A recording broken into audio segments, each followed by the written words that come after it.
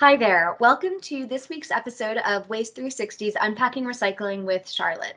My name is Charlotte Dryden, and I am really excited to be here today talking about all things bioplastics. We're going to be talking about what bioplastics are. What are they made of? Are they recyclable? Are they compostable?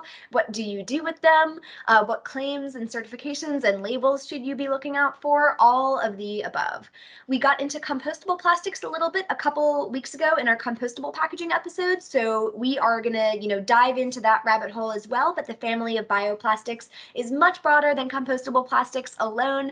We're going to, talk about them, but also kind of the bigger, wider family of bioplastics that's out there. So to start with, what are bioplastics? Essentially, they are plastics that are either bio-based, or they're biodegradable, or they're both, which is admittedly a little bit of a confusing idea to wrap one's head around, that it's either one or the other, sometimes both. It's helpful to think about it as a Venn diagram that, a bioplastic is either plant-based or it's biodegradable. And we know that some biodegradable plastics are made from plants, but not all. There are genuinely some compostable and biodegradable plastics out there that are made from fossil-based inputs. So it's one or the other or both, which is a little convoluted. It's a little bit of a weird, arbitrary family of materials that we've grouped together for, ease of use in the industry. But reasonable minds could differ if I think, that makes sense or not. But we're going to stick to that kind of, definition that there's consensus around in the US and elsewhere about what bioplastics are. Every once in a while, you'll hear a really weird, wacky term like ecoplastics or phytoplastics. Those don't really mean a whole lot. Those don't really have a lot of standards and consensus driven meaning behind them. So we're going to stick to bioplastics, recommend that you do the same, to refer to plastics that mean they're either biodegradable or bio-based or both. We're also going to be mostly focusing on what we call New World bioplastics. So that's going to be something like your bio-based PET or your PLA, your compostable plastic. We're not going to focus so much on what we called Old World bioplastics, which are things like rubber and linoleum and cellulose. Those are all bioplastics also, but those Old World OG bioplastics, which do make up the majority of the bioplastics we make today, they just don't often show up in consumer packaging or consumer product goods. They aren't as relevant to, what you might be buying at a big box store or pharmacy or grocery and kind of are confronting, tossing into a trash bin or blue bin or compost bin on a daily basis. So while those kind of old world bioplastics are important, they make up the majority of bioplastic production today. We're going to kind of set them aside. Out of all the plastic that we create in the world, about 6% is bioplastic of some sort. A majority is that old world stuff. But we're really going to focus on the New World bioplastics that are most relevant to packaging and containers and what we're all probably hoping, to do a more sustainable job designing and managing at the end of life. So we're going to talk about that New World side of things, which includes, as we mentioned, kind of bio-based PET, bio-PE, bio-polypropylene, PP, as well as compostable plastics and biodegradable plastics. And those can be something like a compostable plant-based PLA. Those can also be something like a fossil-based PBAT or a polybutanediol, because we know that some fossil-based compostable plastics are out there, and that satisfies our requirement of a bio-based plastic being biodegradable, not necessarily made from plants, even though a lot of them are. So what kind of plants can go into a bioplastic? The kinds of plants that we see most often going into bioplastics of one sort or another, whether they are just made from plants and are recyclable or whether they are made from plants and also compostable, we often see them being made from corn or sugar. Those make up the vast majority of the kinds of bioplastics we are producing today for packaging. They are either made from sugar beets or sugar cane if they're made from sugar, or corn, which is really what you see mostly in the US since we have a whole lot of corn. If you've ever taken a long distance cross-country road trip, I'm sure you know better than I.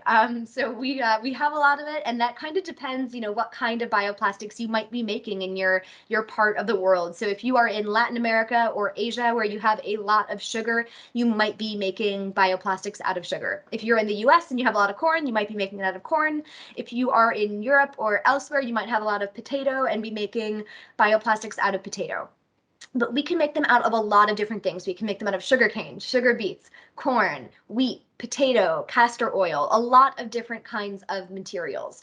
And they all definitely do have different trade-offs. So when you think about the environmental footprint of a different plant-based input, we want to think about the amount of land it takes to grow, 1 ton of that material, and then also how many tons of that corn or wheat or sugar do you need to make 1 ton of bioplastic. So when you think about something like wheat, you typically need 6, 7, 8 more times wheat to make 1 ton of your bioplastic compared to sugar or corn, which usually requires a more similar amount of, like 1 or 2 or 3 tons. There's kind of a more efficient use of that material, and in kind of due course, a more reasonable, smaller amount of land being used.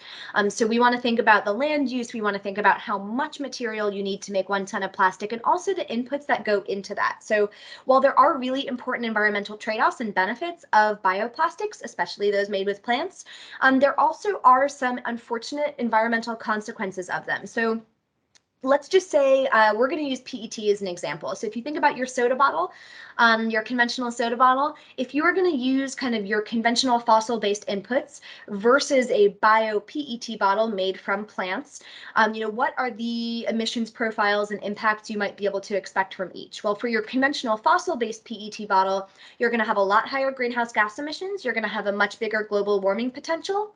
But conversely, you're going to have a much lower water use and a much lower aquatic toxicity. For your bio-based PET bottle, though, you're going to have a big reduction in greenhouse gas emissions and global warming potential. But because it's made from industrially farmed sugar or corn or, insert plant here, it's going to have a lot more water use and a lot more aquatic toxicity due to the nitrogen-based fertilizers that are used in those processes. So it doesn't have less overall impacts necessarily. You might be able to do a life cycle analysis and kind of look at the whole suite of impacts that it has to make an informed choice about, what kind of impacts your plant-based plastic has versus your fossil-based plastic. But it's important to keep in mind that there are impacts for both. Just because the plastic is made from plants doesn't mean it's a silver bullet and necessarily the most sustainable choice, but it is often, in terms of greenhouse gas emissions and global warming potential, for sure less harmful. It just has trade-offs on the other side, on the water use and aquatic toxicity side. So it's really important to keep that in mind. A lot of folks kind of think about bioplastics, plant-based plastics, compostable plastics as a shoe-in, that all plastic should be made from those. And that's probably true for a lot of applications, but not for all. And we don't want to lose sight of the environmental footprint that it would still have for different indicators. It might just not be greenhouse gas emissions. So that's one thing that's really helpful to keep in mind when you're thinking about what kind of inputs you might want to buy as a consumer or as a company designing plastic, be putting into your items. It's very reliable though, kind of across different bioplastics, plant-based plastics, you can kind of see that predictable trade-off of lower greenhouse gas emissions, higher water use and aquatic toxicity. So it's just a really foundational element that's important to keep in mind. Likewise, depending on the kind of plant you're using in your plant-based plastic or your compostable plastic, you will also have different impacts. So a bio PET bottle that's made from sugar, will have a different kind of impact versus a bio-based plastic made from corn. So you kind of want to peel back the layers there and also think about the sustainability of the supply chain within a specific material. So one of the things that's really helpful to compare the kind of bio-based, plant-based plastic supply chain to is the supply chain for paper. So we have a huge amount of scrutiny and rigorous analysis that goes into responsible forestry management, both in the US and internationally. And that same level of rigor and scrutiny should be used for plant-based plastics. We would never say that, just because a paper item is made from trees, that's a renewable, fast-growing resource. We just, we don't want to say like, okay, that's great, that's enough of our analysis and paying attention, it must be good. Likewise, we don't want to say just because a plastic is made from plants, it must be good and wash our hands of it. We want to be, ensuring that the supply chain is sustainable as possible for whatever material it's using to go into. There is a really robust certification program for sugar when it's going into bioplastics. It's called Bonsucro, but we don't yet have similar programs for all of the plants that might be going into plant-based plastic. But Bonsucro is one that you can keep your eyes for sugarcane and sugar beets that are going into plastic. So what kind of plastic packaging do we see bioplastics showing up in? We see bioplastics really in an exciting diversity of materials out there today. You can find bio-based, plant-based Legos out there, plastic pieces for Legos. You can see, plant-based water bottles and soda bottles. You can find plant-based air pillows in e-commerce shipments, as well as takeout bags. You can see cartons, have a pretty high amount of plastic in them, as well as paper and aluminum. There are Tetra Paks and cartons out there that are using plant-based plastic, so it's a renewable carton as a whole, which is really exciting. So it's cropping up in just about every packaging type you can think of. There's a lot of innovation and R&D being done, and it's in as many different kind of packaging applications now as we've ever had before. Which is really exciting. When you are looking at different bio-based plastic packaging that's on the market, you might see it for just kind of a plastic package in and of itself. You might also see it for, something like a carton or, a different kind of packaging material that is using plastic coatings or, barrier layers or closures as well. So you don't only want to be thinking about bioplastics for kind of the conventional plastic tub or plastic cup, but also something like a paper carton that might have a plastic cap.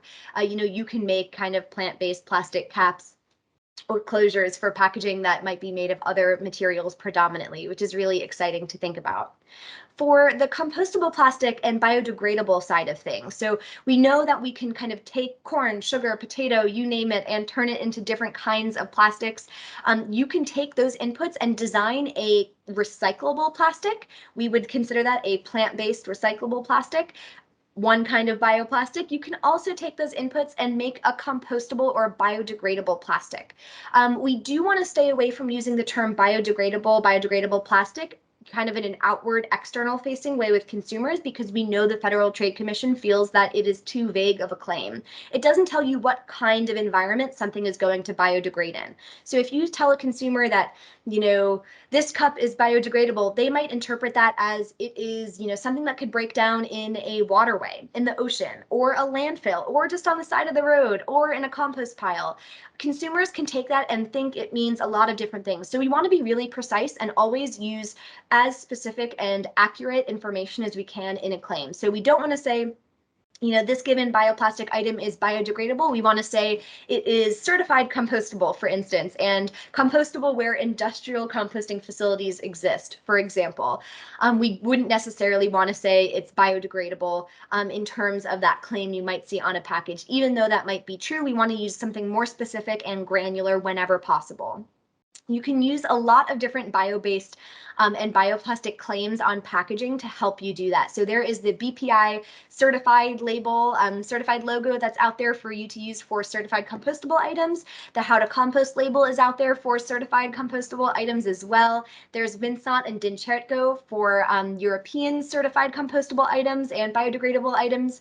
They also have a lot of different bio-based claims available by Vinsont and Dincertco as well to tell you what level of bio-based input there might be for a given bioplastic. So you would never want to tell a consumer, this plastic is bio-based and stop there. You would want to say something more specific, like this plastic is made from at least 20% plants. And it's made from sugar. Or you might want to say that, this container is made from 50% plant-based plastics, a mix of sugar and corn, as well as 50% fossil-based plastic. The Federal Trade Commission has deemed that, using just renewable plastic or plant-based plastic isn't a clear enough claim, and you need to really be as specific as possible. Just like a recycled content claim, you also don't want to say it's made of up to a certain threshold. So you would never want to say, this bottle is made of up to 100% plant-based plastic. You would want to use as specific a claim as possible of the exact portion that's made of plants. We know that for some plastic, you can make it easily today out of 100% plants if you wanted. So something like polyethylene, like PE, your average PE takeout bag, for instance, you can make 100% out of plants today. You can make 100%, sugarcane-based, plant-based polyethylene bag if you wanted to, or, an air, shipping pillow or bubble wrap. something like that. But for something like PET, we really only see partially bio-based PET packaging on the market today. We have developed in labs PET that's 100% plant-based, but today it's not really economically feasible to do 100% plant-based PET out there. So when you think about plant-based PET, there's two main ingredients that go into PET. One is 30% of the recipe, one is 70% of the recipe, and right now we really only have bio-based PET on the market. That's kind of for that 30%, that smaller chunk. So when you think about, a conventional PET soda bottle, if you are opting to use plant-based PET, you want to make sure you're using that specific claim that it's 30% plant-based, made from whichever plant you're using. You wouldn't want to say it's a plant-based bottle and leave it at that, because we know that's misleading and might not convey the accurate kind of precise quantity of plant-based inputs to the consumer. Unfortunately. So right now with, PET on the marketplace, you might want to say you'll often see bio PET 30 as kind of a shorthand for that 30% of monoethylene glycol being made from plants and not the 70% of terephthalic acid, which is just one example of a kind of plastic that you might be wanting to use that specific claim in across the board.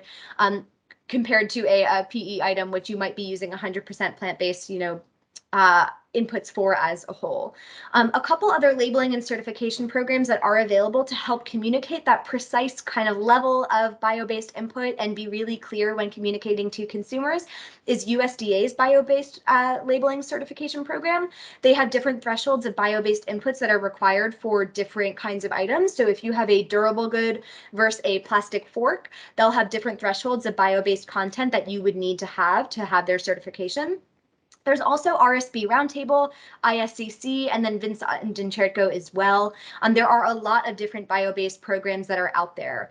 One last kind of related item that often comes up are questions around, is my plant-based PET or my plant-based PE or PP going to be performing any differently or any worse than your fossil-based PE or PET, insert plastic here? And the answer is no. Those kind of plant-based plastics that we have fossil-based recyclable versions of, if you use a plant-based version, there is no performance trade-off whatsoever. They perform just as well in whatever barrier layers or UV protection or strength or puncture resistance as you would have for that conventional fossil-based version. The only way you could honestly tell that it is even made from plants is if you do radiocarbon dating to tell how old or young the carbon is. So if you do radiocarbon dating, you'll be relying on ASTM test 6866 and kind of relying on those results to prove to a labeling or certification program what portion of your package is made from renewable bio-based inputs and plants, and you'll be using that to demonstrate kind of the efficacy of those inputs.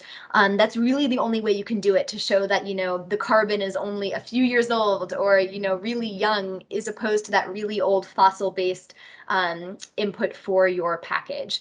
So that's a really common question that comes up. Same thing for consumers. They're often concerned, does my plant-based plastic bottle, is that going to do as good of a job protecting me from, from a health and safety perspective relative to a fossil-based plastic? And the answer is yes, they perform exactly the same. So there's no kind of concern on that level as well. But one of the really exciting things about being a consumer today is being able to see on lots of packaging at your given convenience store or supermarket packaging that is now made from plants, and giving you specific claims and information about what kind of plants and what level of plant-based inputs that plastic item has. So a really great opportunity to vote with your dollars whenever you have the ability to do so. And of course, remembering that it's not necessarily a silver bullet, but it does give you a way to opt for plastic that has much lower greenhouse gas emission profiles and global warming potential relative to conventional plastic that's out there. I am so excited for questions and comments about bioplastic, both on the bio-based, plant-based side, as well as on the biodegradable, compostable side. Please leave any comments, questions, thoughts in the comments below, or feel free, as always, to send a tweet over on Twitter at Chardreizen, CHARDREIZEN, or on Instagram at charrecycles. I would be thrilled to hear what you think. Do you feel like a bio-based claim is clear to you? Do you see that out in the marketplace? Do you buy any products or packaging that is made from plant-based plastic today, or compostable plastic, or biodegradable plastic today? I would love to learn. Thanks so much for joining us. And again, if you do want to dive deeper onto the compostable plastic side of things, super encourage you to check out our recent episode on compostable packaging from just a couple of weeks ago. It's a great resource to dive into the many layers of testing and certification for compostable plastic that's out there and how it can be processed at different kinds of composting facilities. Thanks so much for joining us today for this conversation around bioplastics. Really appreciate you joining and looking forward to next time.